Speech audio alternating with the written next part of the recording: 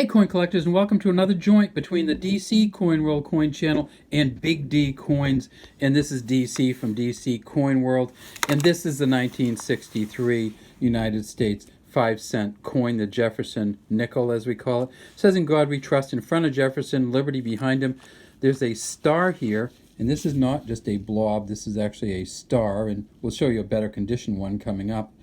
And then it says Liberty Star 1963, and you notice there's no mint mark under here, and there's a very good reason for that. And that's not because this is a Philadelphia coin. That's because in 1963 the mint marks were on the back.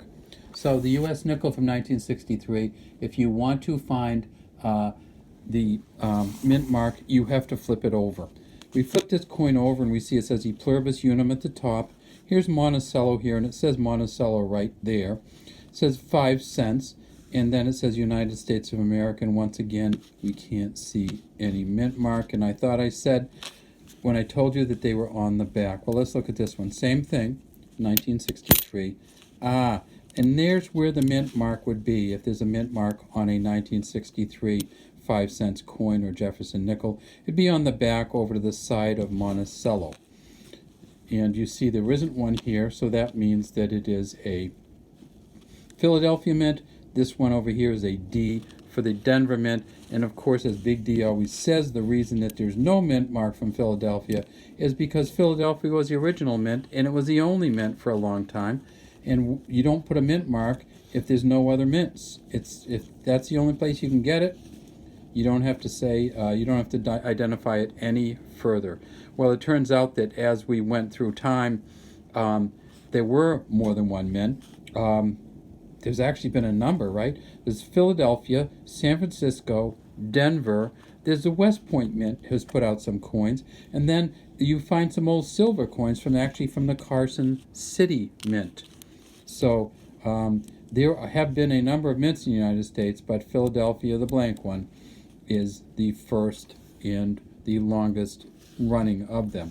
Now, when I look at these coins, I think, wow, what if I could get one that's not in that's in great shape? And so I actually got one, and I'll show you. I found this. It's a 1963 proof coin, and you can see that the coin holder is a mess, and I just popped it out of the coin holder, and you can probably guess why I popped it out of the coin holder and why I'm actually touching it. And that's because it turns out that the 1963 proof version of this coin is not of any value hardly at all. It's worth about $1 to maybe $2. So can you imagine a proof coin, 50-something years old? But that's kind of how it went with these nickels. They just did not increase in value. There's no mint mark on this one, but you know what? There's never going to be on a 1963 proof coin, and that's because the 1963 proof coins were only made in Philadelphia. So, is there any value to any of these coins? Well, of course, there's always going to be a value if you can get one of the regular circulating coins with all the steps. And if you look at this one, you can see, God, I mean, this is just a great full steps version, but because it's a proof coin, it is not of any real value beyond the dollar plus. In fact, I wasn't sure. I looked it up in the U.S. Coin Digest. And U.S. Coin Digest said $1, and I said it must be a misprint, and I looked it up on eBay, and I found out I could get one for $2, including shipping. So they are not worth that much. Are there any that are worth any more? Yes.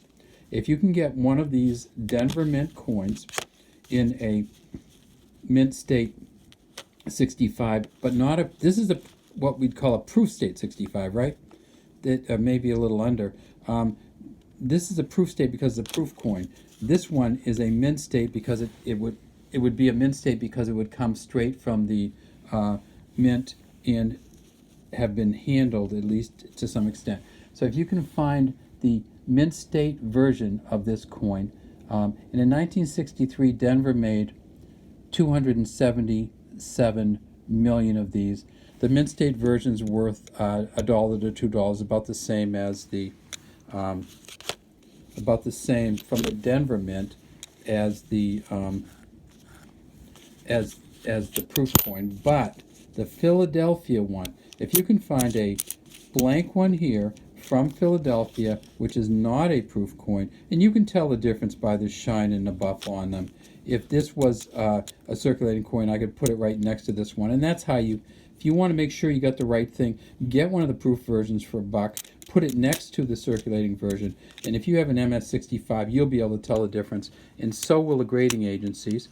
And it won't have, again, it won't have a mint mark over here, but if you can get this in a mint state 65, you're talking about $12 to $15. It is certainly worth looking for it.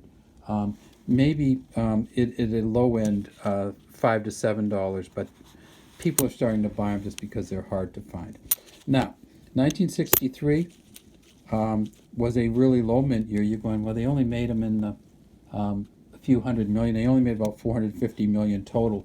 Well, that's because they were trying to cut down on people hoarding coins, and so in 1964 they just put a huge number out. They put 2.8 billion 1964 nickels out the next year, and they also, so they went from 450 million to 2.8 billion, almost 7 times as many in 1964. And then 65, 66, and 67, they didn't put any mint marks on any coins at all. All right, so that's all we have from the DC Big D joint. We'd love to have you subscribe to Big D Coin Channel and the DC Coin Channel, and we'd love to have you leave comments in either section of the comments section of Big D or DC. Have a great day.